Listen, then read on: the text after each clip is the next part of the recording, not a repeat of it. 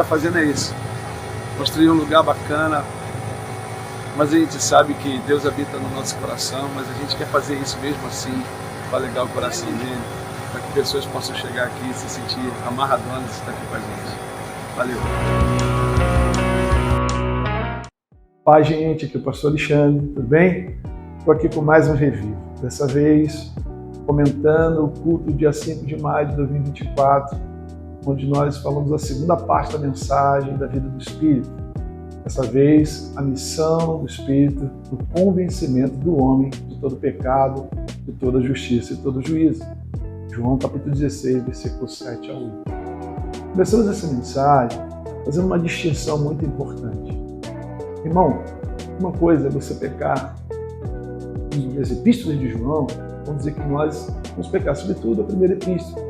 E aquele que não peca, ou diz não pecar, ele já se faz pecador. Ou seja, estamos suscetíveis ao pecado.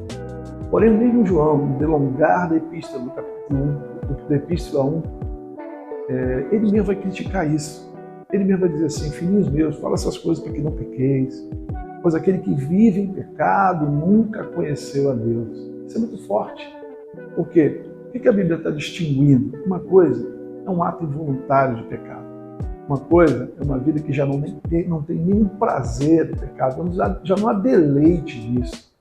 Outra coisa, uma vida em pecado, uma vida compromissada com o pecado, ainda tendo prazeres, alegrias, sabe? Assim, eu não sei explicar, mas é como se o santo e o profano estivessem dentro dessas pessoas.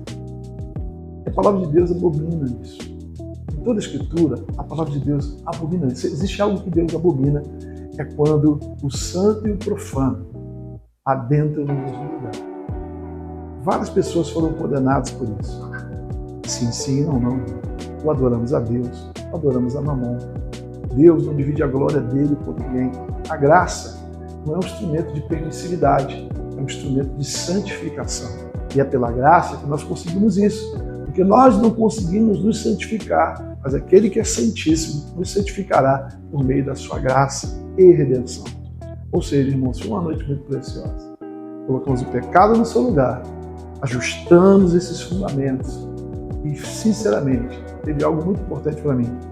O comentário de 2 Samuel, no capítulo 11, falando da vida de Davi.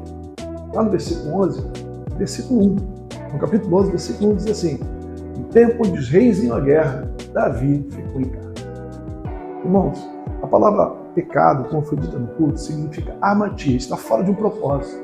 Ou seja, no tempo onde os reis tinham que estar lutando, guerreando, Davi estava em casa. Enquanto seu exército lutava contra os amonitas, um povo com uma herança pecaminosa terrível, adoradores de Moloque, um Deus que se nutria, uma entidade que se nutria do sacrifício de crianças. Ou seja, enquanto o exército lutava contra um ambiente familiar, Davi não se posicionou, saiu do propósito, pecou. A consequência é que toda a família de Davi, uma escadinha, foi dilacerada. Isso foi muito forte, porque eu acho que isso tocou muito a igreja, porque, irmãos, nós nos tornamos vulneráveis todas as vezes que nós não estamos no centro da vontade de Deus.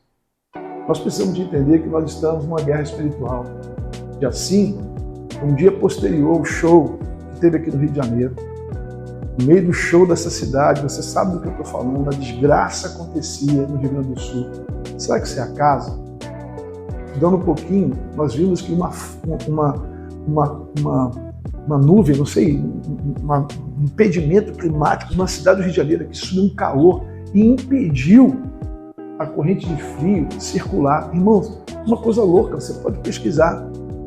Ou seja, irmãos, enquanto aqui no Rio de Janeiro, a idolatria, a prostituição, a orgia, o diabo sendo adorado, irmãos queridos, o Rio Grande do Sul estava sendo destruído. Irmãos, dia 5 de maio, nós estamos pregando algo muito forte. Queridos, nós precisamos nos posicionar contra a igreja. Não é tempo da igreja estar apaisana, é tempo de estarmos no fronte, vida de guerra, revestidos de toda a armadura espiritual, porque os inimigos da nossa família estão aí, irmãos. Eles têm sido idolatrados, adorados. Não é tempo da igreja estar à paisana.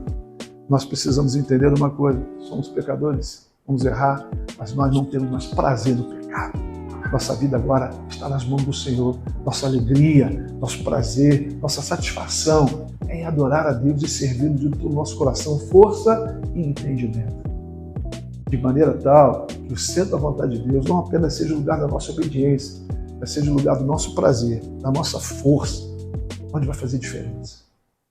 Isso é muito forte no culto, muito forte.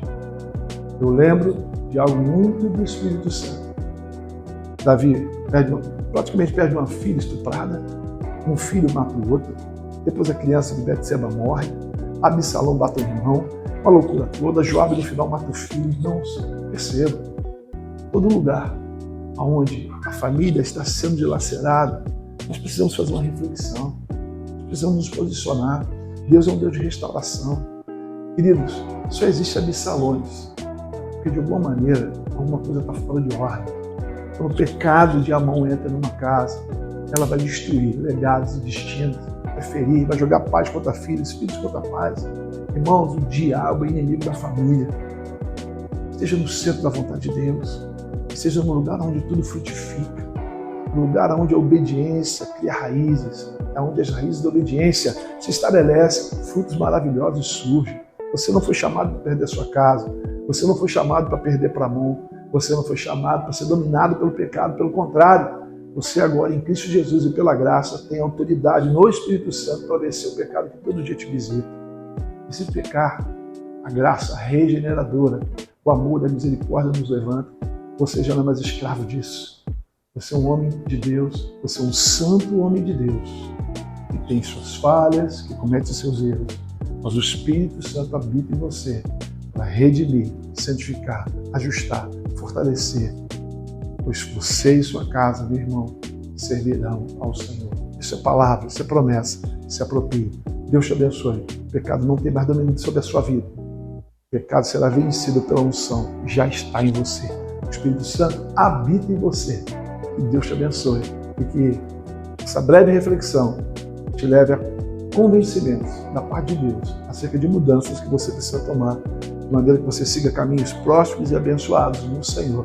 Isso é promessa para a tua vida. Deus te abençoe. Fica na paz. Tamo junto.